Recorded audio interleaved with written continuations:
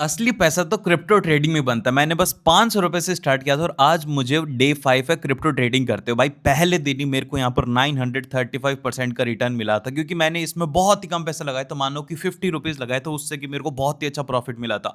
तो पहले दिन ही हमारे अकाउंट की जो वैल्यू थी ₹500 से बढ़ करके हो गई थी ₹1500।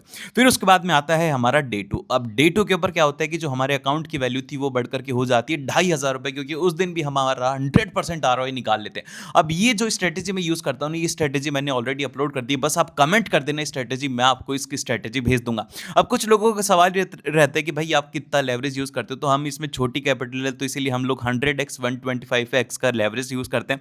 और उसी के साथ में अब आता है हमारा डे 3। अब जो डे 3 था ये बहुत बहुत ज़्यादा इंपॉर्टेंट था, क्योंकि इस दिन क्या हुआ था कि हम कंटिन्यूअसली प्रॉफिट करते जा रहे थे। अब डे 3 के ऊपर क्या होता है कि हमें फिर से प्रॉफिट होता है, ₹1000 का प्रॉफिट होता है। तो अब जो हमारे अकाउंट की वैल्यू थी वो हो चुकी थी ₹3500।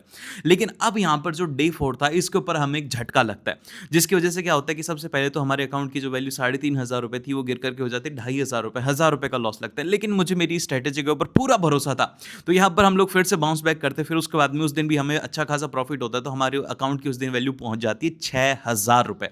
अब इसके बाद में आता है फाइनल, और यहाँ पर आता है डे 4। अब देखो, अब डे 4 के ऊपर भी हमें ज़्यादा कोई खास प्रॉफिट नहीं होता, उस दिन हमें लॉस होता है, तो उस दिन हम बस ₹500 में एग्जिट कर जाते हैं। लेकिन डे 5 के ऊपर सबसे बड़ा प्रॉफिट होता है, जो कि है ₹3970 का हमें इसमें प्रॉफिट होता है। और हमने ₹500 से एक चैलेंज स्टार्ट करके भैया ₹8000 तक हम इस चैलेंज को लेके जा चुके हैं, क्योंकि बहुत ही आसान होता है भाई। क्रिप्टो मार्केट अगर आपने सीख लिया ना, तो सबसे ज़्यादा पैसा आपका इस क्रिप्टो मार्केट से ही बनने वाला है।